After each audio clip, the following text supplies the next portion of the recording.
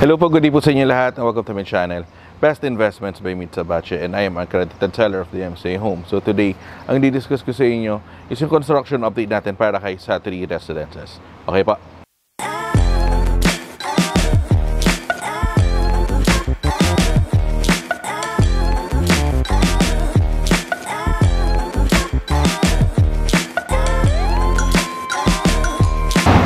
Hello po, kumusta po kayo? So, right now, nandito ako ngayon kay Satiri Residences.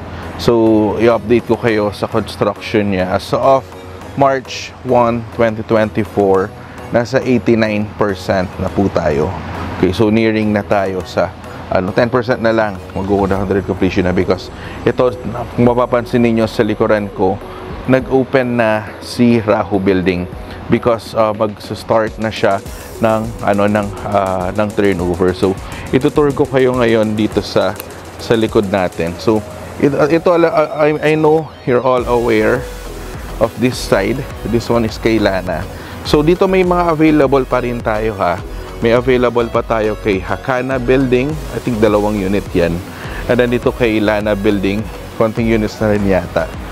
And then dito kay Rahu Building, very limited na po yung mga available na units natin dito. Okay, so ito i-walk through ko kayo dito sa bagong bukas na si Rahu Building.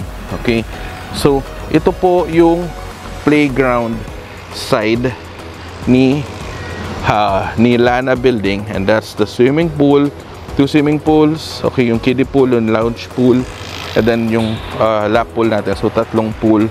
And then while dito yung open lawn natin, ito yung sa side ni Rahu Building. Okay, so this is Rahu Building. Okay, so dito I think may 3 pang available dito, and same with Yasu Building. Okay, so paminsan kasi may mga nag-o-open. So technically ito malalakad na natin yung from front hanggang sa likod. Okay, hanggang sa dulo. So dito ito yung open lawn. So hindi pa siya inopen na siya. So pagdating ng panahon, yan tatayo na yung mga trees natin diyan because tinanim na. And then andito yung barbecue pits natin. And also yung basketball court natin.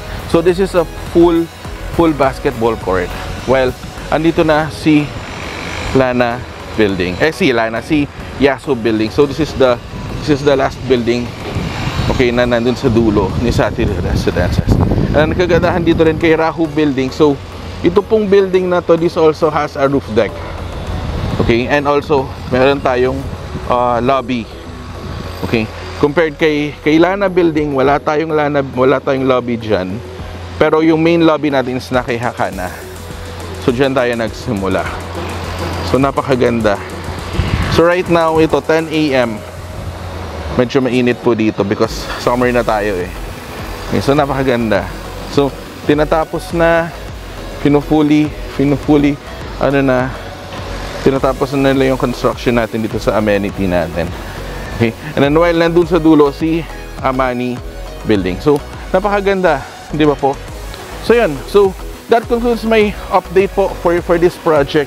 So if you want to know more about this project, Satiri Residences, so this one is located along F. Pasco Avenue in Santolan, Pasig City. And if you want to know more about this project, nandiyan yung mga numbers ko po. Okay, so pwede tayo mag-schedule ng online presentation, pwede tayo mag-schedule ng site viewing because meron din tayong model unit na pwedeng makita dito. And also, pwede natin makita yung actual unit, okay, dun sa mga available units natin dito kasi may mga selected na units na pwedeng i-view.